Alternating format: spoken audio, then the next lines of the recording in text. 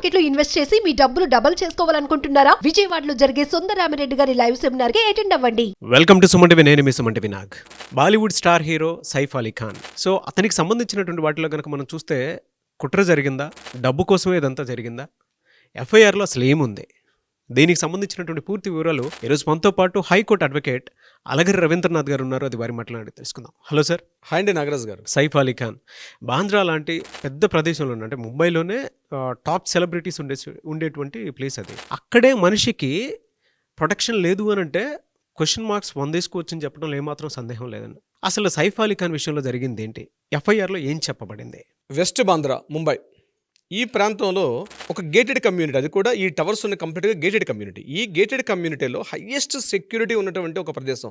అటు CCTV surveillance కావచ్చు, ఫిజికల్గా ఉన్నటువంటి సెక్యూరిటీ కావచ్చు, అత్యంత భద్రత కట్టుదిట్టంగా ఉన్నటువంటి ప్రదేశం ఈ యొక్క టవర్స్, ఫార్చ్యూన్ టవర్స్. ఇందులో 11th and 12th ఫ్లోర్ ఈ రెండు కూడా సైఫ్ అలీ ఖాన్ గారివే. అయితే ఇక్కడ జరిగిన సంఘటనకు సంబంధించి ఎఫ్ఐఆర్లో ఏమి నమోదైంది నేను మీతో వివరించుకునే ప్రయత్నం చేస్తాను నాగరాజ్ గారు. ప్రధానంగా 11th and 12th ఫ్లోర్స్ రెండు కూడా ఈ టవర్స్లో 2 ఫ్లోర్స్ కూడా సైఫ్ అలీ ఖాన్ గారే. ఇందులో టోటల్గా 5 రూమ్స్ పైన ఉంటాయి. ఇందులో 5 రూమ్స్ ఉంటాయని చెప్పి అక్కడ ఆమెతో పనిచేసేటువంటి ఎవరైతే ఈ యొక్క టేక్ కేర్ ఉన్నారో, ముఖ్యంగా ఈయనకి 2 అబ్బాయిలు సైఫ్ అలీ ఖాన్ గారికి, ఒకరు తైమూర్ అలీ ఖాన్ అండ్ జహంగీర్ అలీ ఖాన్.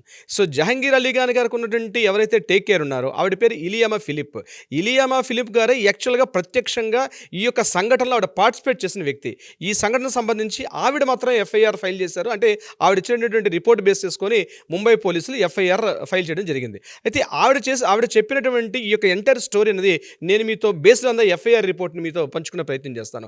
ఎఫ్ఐఆర్లో ఆవిడ చెప్పినటువంటి మాటలు ఏంటంటే, రాత్రి 11 గంటల సమయంలో జహంగీర్ ఖాన్ పడుకునే సమయంలో నేను ఆయనకి కంప్లీట్గా ఆయనకి కావాల్సిన మెడిసిన్స్ ఆయనతో మాట్లాడుకున్న తర్వాత 11 o'clockకి ఆయనకు ఉన్నటువంటి సెపరేట్ రూమ్లో ఆయన నిద్రపుచ్చేసాను. నేను మరలా నా రూమ్కి వచ్చి పడుకున్నాను.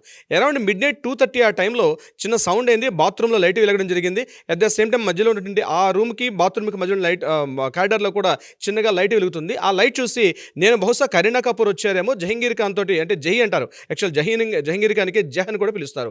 సో జహతో మాట్లాడడానికి కరీనా వచ్చారని నేను అనుకున్నాను. నేను మళ్ళీ మాట్లాడకుండా గదిలో పడుకున్నాను. కానీ కాసేపటి తర్వాత అక్కడ జరిగిన సంఘటన ఏంటంటే, నాకు అక్కడ ఏదో కాస్త డౌట్ఫుల్గా వచ్చిన, సస్పెక్ట్ చేసే విధంగా అక్కడ శబ్దాలన్నీ రావడం కనిపించింది. నేను వెంటనే బయటకు వచ్చాను. బయటకు వచ్చేసరికి ఒక అగంతకుడు కంప్లీట్గా ఒక black colour T shirt, black colour jean వేసుకొని, మాస్క్ వేసుకొని, చేతిలో ఒక షార్ప్ హెక్సా బ్లేడ్ అంటారు, అంటే ఈ ఐరన్ రాడ్స్ వాటిని కట్ చేయడానికి వాడే దాన్ని హెక్సా బ్లేడ్ అంటారు. ఒక చేతిలో హెక్సా బ్లేడ్, మరో చేతిలో ఒక స్టిక్ పట్టుకొని ఆయన చాలా ఆగంతకుడు అడుగు వేసుకుంటూ జహర్ రూమ్ నుంచి కంప్లీట్గా అటువైపు వెళ్తున్నాడు, ఏదైతే కరీనా రూమ్ వైపు వెళ్తున్నాడో నేను గమనించాను. నన్ను చూసి ఇమీడియట్గా అతని మీదకి వచ్చి నన్ను మాట్లాడొద్దు, సైలెంట్గా ఉండు అని చెప్పడం జరిగింది. నీకు ఏం కావాలని చెప్పి అడిగాను. నాకు ₹1 డబ్బులు కావాలి, నాకు పైసా చాహియే మేరకు అని అతను చెప్పాడు. కిత్నా పైసా అని మేము అడిగాను. అడిగితే నాకు 1 crore కావాలని చెప్పి అడిగాడు. ఇమీడియట్గా నేను గట్టిగా సౌండ్ చేసేసరికి మాట్లాడొద్దని చెప్పి నన్ను గట్టిగా చెప్పడం జరిగింది. ఆయన మెల్లగా అటు కరీనా రూమ్లో కదులుతుండగా నేను ఇమీడియట్గా మూవ్మెంట్ చేసుకుంటూ కరీనా రూమ్ వైపు వెళ్తే నా మీద అటాక్ చేయడానికి ప్రయత్నించాడు. ఆ అటాక్ చేసిన సందర్భంలో నేను అక్కడ ఉండే టేబుల్ అన్ని పుష్ చేసేసాను. ఆ టేబుల్స్ అన్ని పడిపోతే నా 2 చేతుల వైపు నేను అడ్డంగా పెట్టుకున్నాను. ఆయన హెక్సా బ్లేడ్ తోటి నా మీద అటాక్ వచ్చిన సందర్భంలో నా 2 చేతులను కూడా అడ్డంగా పెట్టుకున్నాను. అడ్డంగా పెట్టినప్పుడు నా మీదకి అటాక్ వచ్చాడు. ఈ సందర్భంలో ఈ సౌండ్స్ చూసి విని లోపల నుంచి సైఫ్ అలీ, కరీనా కపూర్ రూమ్లో పడుకున్నటువంటి సైఫ్ అలీ ఖాన్ గారు రావడం జరిగింది. ఇమీడియట్గా నేను వచ్చాను. At the same time Jahangir Ali Khan తాలూకా కాకుండా ఈయన తైమూర్ అలీ ఖాన్ ఉన్నారు. తైమూర్ అలీ ఖాన్కి నాలాగే మరొక కేర్ టేకర్ ఉన్నారు. ఆమె పేరు గీత కూడా ఇమీడియట్గా అప్పుడే ఆవిడ కూడా రెస్పాండ్ అయ్యారు. గీత కూడా లేచారు. నేను, గీత, మరోవైపు సైఫ్ అలీ ఖాన్, మేము ముగ్గురం కూడా ఆ ఆగంతకుడిని బంధించే ప్రయత్నం చేశాను. వెంటనే ఏదైతే ఏ రూమ్లోంచి వచ్చానో ఆ రూమ్ వెనుక వైపు నుంచి నేను లాక్ చేసే ప్రయత్నం చేయగానే ఇమీడియట్గా సైఫ్ అలీ ఖాన్ గారు ఎవరు నువ్వు ఎందుకు వచ్చావు అని చెప్పి మాట్లాడడం జరిగింది. అట్ ద సేమ్ టైం ఆగంతకుడు ఈ యొక్క సైఫ్ అలీ ఖాన్ ఇద్దరు కూడా ఒకరి మీద ఒకరు గట్టిగా కలియబడడం జరిగింది. కోట్లాట్లు ఇమీడియట్గా అతను షార్ప్ కొట్టి ఆ హెక్సా బ్లేడ్ తోటి అతని మీద అటాక్ చేశారు. ఇమీడియట్గా ఆయన్ని ముందుగా ఎడమ చేతి వైపు ఉన్నటువంటి ఆయన ఎడమ చేతి వైపు గట్టిగా కొట్టారు. కొట్టిన తర్వాత ఆయన కత్తితో గట్టిగా పొడిచాడు. హెక్సా బ్లేడ్ తోటి గట్టిగా ఆయన హిట్టింగ్ చేశాడు సైఫ్ అలీ ఖాన్ గారికి. ఇమీడియట్గా బ్లడ్డింగ్ వచ్చింది. ఆయన పడిపోయారు అక్కడ. నేను మరలా వెనక్కి వెళ్ళేసరికి ఆయన ఆ హడావుడు అక్కడంతా చిందరవందరగా అయిపోయిన తర్వాత ఆయన ఇమీడియట్గా వెనక డోర్ నుంచి ఆయన బయటకు పారిపోయాడు. ఇది యాక్చువల్ జరిగింది మార్నింగ్ 2:30 అని చెప్పి ఇలియామా ఫిలిప్ అని చెప్పి ఎవరైతే జహంగీర్ అలీ ఖాన్, అంటే సైఫ్ అలీ ఖాన్ గారికి కరీనా కపూర్కి ఉన్నటువంటి చిన్న అబ్బాయి అయినటువంటి ఈ జహంగీర్ అలీ ఖాన్ తాలూకా కేర్ టేకర్ చెప్పినటువంటి స్టేట్మెంట్ ఎఫ్ఐఆర్లో నమోదైనటువంటి ఇన్ఫర్మేషన్ అయితే ఇది.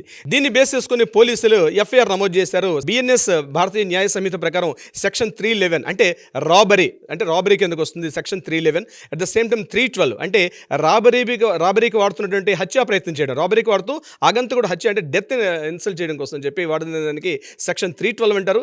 అట్ ద సేమ్ టైం 331(6), 331(7) అంటే హత్యాయత్నం చేయడానికి వాడినట్టు ఆయుధం అతను కంప్లీట్గా అక్కడ దుండగుడు ఆ యొక్క ట్రెస్ పాసింగ్ అంటే ఆ వ్యక్తిగతంగా ఉన్నటువంటి ఏదైతే తన ఇంటిలోకి చొరబాటు యత్నం చేయడం కూడా ఇది సెక్షన్ 331(7) కిందకు వస్తుంది. ఇట్లా 4 సెక్షన్స్ కింద ఎఫ్ఐఆర్ అయితే నమోదు చేయడం జరిగింది నాగరాజు గారు. అయితే ఇది యాక్చువల్గా బేస్డ్ అంతా ఎఫ్ఐఆర్ రిపోర్ట్. దీంట్లో పోలీసులు చెప్పినటువంటి ప్రాథమిక విచారణ ప్రకారం ఏంటంటే ఇది కేవలం ఎవరో ఒక ఆగంతకుడు, ఒక అపరిచిత వ్యక్తి, ఒక అనుమానాస్పద వ్యక్తి డైరెక్ట్గా ఇంట్లోకి ప్రవేశించాడు. ఆ ప్రవేశించడం కూడా ఏదైతే ఎమర్జెన్సీ ఉంటుందో అంటే ఈ హై రైజ్ టవర్స్ ఉన్న బిల్డింగ్స్ ఏం చేస్తారంటే ఈ అగ్నిమాపక అంటే ఫైర్ వ్యాన్ తిరగడం కోసం చెప్పి కొంత స్పేస్ విడిచిపెడతారు. అంటే పిల్లర్ టు వాళ్ళ మధ్యలో కనీసం ఒక 10 మీటర్ స్పేస్ ఉంటుంది. అంటే హైయెస్ట్ రైజ్ టవర్స్ ఉంటాయి కాబట్టి అగ్నిమాపకం ఏమైనా ఫైర్ సేఫ్టీ కోసం చెప్పి వ్యాన్ తిరగడం కోసం చెప్పి అక్కడ మూమెంట్ ఇస్తారు. ఏదైనా హై రైజ్ టవర్స్ వల్ల కూడా ఏదైనా ప్రమాదం జరిగితే ఎమర్జెన్సీగా దిగిపోవడం కోసం చెప్పి రెగ్యులర్ స్టేర్ కేస్ కాకుండా లిఫ్ట్ కాకుండా ఎమర్జెన్సీ ఒక స్టేర్ కేస్ అనేవి అది common per master plan approval ప్రకారం ఉంటుంది. అటు నుంచి దొండగుడు ముఖ్యంగా అగంతకుడు వచ్చాడని చెప్పి పోలీసులు చెప్పడం జరుగుతుంది. వచ్చిన పర్సన్ ఒకరా ఇద్దరని ఇప్పటికీ పోలీసులు కన్ఫర్మేషన్ చేయలేదు. మనకు దొరుకుతున్నటువంటి ఇన్ఫర్మేషన్స్ ప్రకారం ఒకరంటారు, కొంతమంది ఇద్దరంటారు. బట్ ఇచ్చినటువంటి ఎఫ్ఐఆర్ రిపోర్ట్ ప్రకారం అయితే మాత్రం ఒకరన్నట్టుగా ఇన్ఫర్మేషన్ అయితే మనకి ఆ ఎఫ్ఐఆర్ బేస్డ్ అంతా రిపోర్ట్ ప్రకారం మనకు తెలిసింది. సో అగంతకుడు ఎట్ ద సేమ్ టైం ఆ స్టెప్స్ మీద నుంచి పైకి రావడం, at the same time 2:33 6th floor దగ్గర ఉన్నటువంటి సీసీటీవీ పనిచేస్తుంది. ఆ సీసీటీవీ ఫుటేజ్లో అగంతకుడు ఒక black colour T shirt, black colour jean, అదేవిధంగా స్కార్ఫ్ అంటే ఎడమ భుజం మీద ఒక స్కార్ఫ్ వేసుకొని ఒక బ్యాగ్ కూడా అతను హ్యాంగ్ చేసుకుంటూ కిందకి దిగుతున్నాడు. సో ఇది యాక్చువల్గా మనకి పోలీసులు రిలీజ్ చేసినట్టు ఒక సీసీటీవీ ఫుటేజ్. ఇప్పుడు రీసెంట్గా మనకి ఈ వీడియో మనం చేస్తున్న ఈ సమయానికి ఇప్పుడు రీసెంట్గా మనకి ఇన్ఫర్మేషన్ అంటే కంప్లీట్గా ముంబై పోలీసులు ఎంటైర్ మొత్తంగా నగర వ్యాప్తంగా ఉండే సీసీటీవీ అన్నింటిని కూడా చెక్ చేస్తున్న సందర్భంగా అందులో బాంద్రా రైల్వే స్టేషన్ పైన సేమ్ ఈ అగంతకుడు కూడా Bandra railway station foot over bridge మీద కనిపించాడు. అట్ ద సేమ్ టైం ఆయన వసాయి నుంచి నల్సంపూర్ ఉన్నటువంటి ఆ ప్రాంతానికి వెళ్తున్న ట్రైన్ వైపు వెళ్తున్నట్టుగా కూడా కొంత పోలీసు సస్పెక్ట్ చేస్తారు. జస్ట్ ఇది అందులో తాజా వార్త యాక్చువల్గా అంటే ఈ వీడియో మనం చేస్తున్న సమయానికి ఇది పోలీసులు ఏదైతే వ్యక్తి కనిపించాడో అట్ ద సేమ్ టైం మనకు అదే ఫుటేజ్ ఇక్కడ కనిపిస్తుంది. అయితే ఇక్కడ ఈ యొక్క విషయానికి సంబంధించి ఈ సైఫ్ అలీ ఖాన్ గారి ఇంట్లో జరిగిన దాడికి సంబంధించి అనేక రకాల కోణాలు బయటపడుతున్నాయి.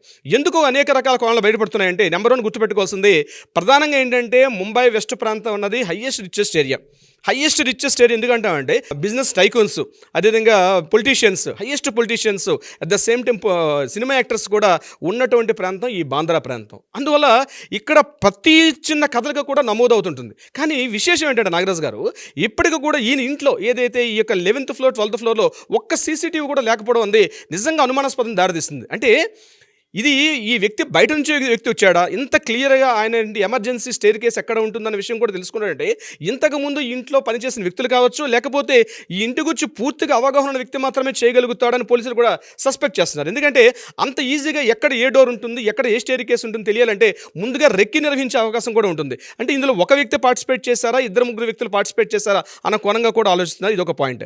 నెంబర్ 2 ఏంటంటే ఇటీవల కాలంలోనే మనకు జరిగింది ఈ బిష్నోయ్ గ్యాంగ్ ఎక్కువగా అటాక్ చేశారు ఈ ముంబైలో బాబా సిద్దికి హత్య కేసులో కూడా పొలిటీషియన్ మీద, ముఖ్యంగా సల్మాన్ ఖాన్ గారి మీద కూడా అటాక్ జరిగింది. ఈ 2 హత్యలు కూడా కొంత భయభ్రాంతులను గురి చేస్తుంది సినిమా రంగానికి కావచ్చు, పొలిటికల్ రంగానికి కావచ్చు. అంటే సినిమా రంగాన్ని ఏమాత్రం టచ్ చేసిన ఇమీడియట్గా పొలిటికల్ రంగం, దట్టు ఢిల్లీలో అసెంబ్లీ ఎలక్షన్స్ కూడా ఉన్నాయి. దీనికి సంబంధించి ఇటువంటి సంఘటన ఒక నమోదవడం కూడా కొంతవరకు డౌట్స్ రైజ్ చేస్తుంది. ఎందుకంటే ముంబైలో ఏ చిన్న కథలే జరిగినా ఎంటైర్ దేశవ్యాప్తంగా కూడా చర్చకు దారితీస్తుంది. ముఖ్యంగా బిష్నోయ్ గ్యాంగ్ చాలా యాక్టివ్గా ఉండడం అనే విషయం మనం తెలుసు, మనం చాలా వీడియోలు కూడా చేసాం. సో దీనికి సంబంధించి ఏమైనా ఆ యాంగిల్ ప్రకారం జరిగింది. ఎందుకంటే సల్మాన్ ఖాన్ గారి మీద కూడా అటాక్ జరిగింది. సో ఆయన ఆల్రెడీ తన సెక్యూరిటీ సిబ్బందిని పెంచుకున్నారు. సో ఇటువంటి ఒక పర్సన్, ఇంత హైయెస్ట్ సెక్యూరిటీ ఉన్న పర్సన్ అంత సెక్యూరిటీ లేకుండా, సీసీటీవీ సర్వేలెన్స్ లేకుండా, ఏమీ లేకుండా ఎలా ఉండడం. అయితే ప్రధానంగా పోలీసు సస్పెక్ట్ చేస్తుంటే ఈ సంఘటనకు 1 వీక్ బ్యాక్ ఈయన స్విట్జర్లాండ్ వెళ్ళారు. సైఫ్ అలీ ఖాన్ గారు తన కుటుంబ సమేతంగా స్విట్జర్లాండ్ వెళ్ళి అక్కడ కొద్ది రోజులు ఉండి ఇటీవల కాలంలో రావడం జరిగింది. సో ఇప్పుడు ఇక్కడ ఎంట్రన్స్లో ఉన్న సెక్యూరిటీ సిబ్బందిని పరిశీలించినప్పుడు ఎవరైతే అగంతకుడు గడిచిన 24 గంటల్లో ఇటువంటి వ్యక్తి మన బిల్డింగ్లో ప్రవేశించదని చెప్పి అక్కడ ఉన్న సీసీటీవీ ఫుటేజ్ కావచ్చు, కావచ్చు, సెక్యూరిటీ సిబ్బంది కూడా చెప్తున్నారు. సో ఇక్కడ పర్సన్ 2 days బిఫోర్ కూడా ఇటువంటి వ్యక్తి కనిపించలేదు. అంటే ఒకవేళ ముందే ఈ పర్సన్ ఆ ఇంట్లో ప్రవేశించి అక్కడ ఉండడం జరిగిందా? ఎందుకంటే వీళ్ళు స్విట్జర్లాండ్ టూర్లో ఉన్నప్పుడే ఈ పర్సన్ అక్కడ దాక్కుని ఉండి ఇటువంటి హత్యా ప్రయత్నాన్ని దారితీశాడా? అంటే ఈ ఒకవేళ 2 days ముందో 3 days ముందో ప్రవేశించినట్లయితే ఆగంతకుడు యొక్క కదలికలను ఏమాత్రం పసిగట్టలేదా? ఇక్కడ పనిచేస్తుండే సిబ్బంది కావచ్చు, సెక్యూరిటీ సిబ్బంది కావచ్చు, లేకపోతే ఇప్పుడు నేను చెప్పిన కేర్ టేకర్స్ కావచ్చు, వంట వాళ్ళు కావచ్చు, పని వాళ్ళు కావచ్చు, ఇటువంటి టోటల్ అందరూ కూడా. అంటే అంత 2 days పాటు కనిపించకుండా ఆ పర్సన్ ఉంటాడా? అంటే ఈ యొక్క మొత్తం అంతా కూడా సస్పెక్ట్ చేయాల్సి వస్తుంది. ప్రతి చిన్న విషయాన్ని కూడా డౌట్ పడాల్సి వస్తుంది. ఎందుకంటే ఏదో అగంతకుడు వచ్చాడో రాబరీ చేశాడంటే నమ్మే స్థితిలో కామన్ మెన్ ప్రజలు ఎవరో లేరు. ఎందుకంటే జరిగిన సంఘటన కూడా 11th floor 12th floor, అంటే 10 floors దాటి ఆయన 11th floorకి ఎలా రీచ్ అయ్యాడు? 12th floorలోకి ఎలా, అంటే 11th and 12th floor ఆయన కాబట్టి ఇంటర్నల్ స్టేర్ కేసు ఉంటుంది. 2 ఫ్లోర్లు కూడా లోపల వాళ్ళ బిల్డింగ్ లోపల నుంచి స్టేర్ కేసు ఉంటుంది. తర్వాత వీళ్ళందరూ కూడా ఇది చిన్న కుటుంబం కాదు, హస్బెండ్ వైఫ్ ఇద్దరే కాదు, చాలా మంది ఉన్నటువంటి వ్యక్తులు. సుమారుగా ఒక ఆ ఇంటిలోని ఏదైతే 11th floor and 12th floorలో వాళ్ళు చెప్పిన లెక్కల ప్రకారమే సుమారు ఆ రోజు సంఘటన జరిగే సమయానికి 8 మంది ఉన్నారు ఇంట్లో, 2 ఫ్లోర్లు కలిపి. అంటే 8 మంది ఉన్నప్పుడు కూడా సంఘటన తెలియకుండా అగంతకుడు ఎలా వచ్చాడు అన్నది ఒక సస్పెక్ట్ చేస్తున్నాం. ఇది కాకుండా మరొక ఇంట్రెస్టింగ్ కొద్ది కాంట్రవర్షియల్ పాయింట్ కూడా నేను చెప్పే ప్రయత్నం చేస్తాను. ముఖ్యంగా వీళ్ళ పిల్లలు ఎవరైతే ఉన్నారో తైమూర్ అలీ ఖాన్, అదేవిధంగా జహంగీర్ అలీ ఖాన్, ఈ ఇద్దరికి పేర్లు పెట్టే సందర్భంలో చాలా వివాదాస్పదమైంది. అప్పట్లో సోషల్ మీడియా ప్రచారంలో లేకపోయింది వచ్చాము. కానీ తైమూర్ అనే వ్యక్తి భారతదేశం మీద దాడి చేసి భారతదేశాన్ని భయంకరంగా దోచుకున్న వ్యక్తి. అంటే తైమూర్ అంటేనే భారతదేశానికి విద్వేషగా మాట్లాడుకుంటాం మనం చరిత్ర పుటల్లో తైమూర్ దాడి చేసినప్పుడు. అటువంటి భారతదేశ దోపిడీ దొంగ పేరుని తన కొడుకు పేరు పెట్టుకున్నప్పుడు చాలా వివాదాస్పదం అయ్యాడు Saif Ali Khan. At the same time Jahangir Ali Khan పేరు పెట్టుకున్నప్పుడు కూడా చాలామంది ఇటువంటి విషయాల మీద కూడా చాలా వివాదాలు రేకెత్తించారు. అప్పట్లో మీడియా ప్రచారం చాలా ఎక్కువ జరిగింది, ముఖ్యంగా ప్రింట్ మీడియా అండ్ ఎలక్ట్రానిక్ మీడియాలో. ఇంకా సోషల్ మీడియా అప్పట్లో ఇంకా ఇంత పూర్తిగా ప్రచారం రాలేదు.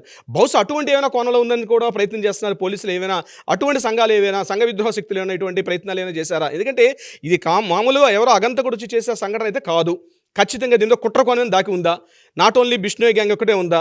ఇంకా ఎట్ ద సేమ్ టైం అంటే పొలిటీషియన్స్ ఏమి ఇటువంటి సంఘటనలు ఏం చేసినట్లయితే సైఫ్ అలీ ఖాన్ గారు మీకు ముఖ్యంగా ఆయన ఆస్తులు మనకు బాగా తెలుసు. సుమారుగా 3,000 కోట్ల పైబడి ఆయన ఆస్తులు తెలుసు. ఏవైనా అంతర్గతంగా ఏవైనా ఆస్తులు గొడవలు ఏమైనా ఉన్నాయా వీళ్ళ మీద?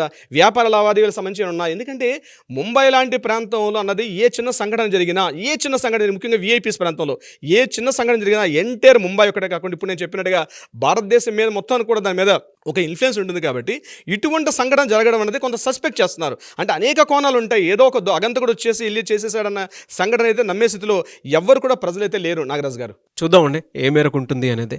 బట్ దీనిపై అయితే ప్రతి ఒక్కరికి కథనం ప్రకారం కనుక మనం చూసుకుంటే చాలా చర్చలకు దారితీసే అవకాశం ఉందని చెప్పడంలో ఏమాత్రం డౌట్ లేదు.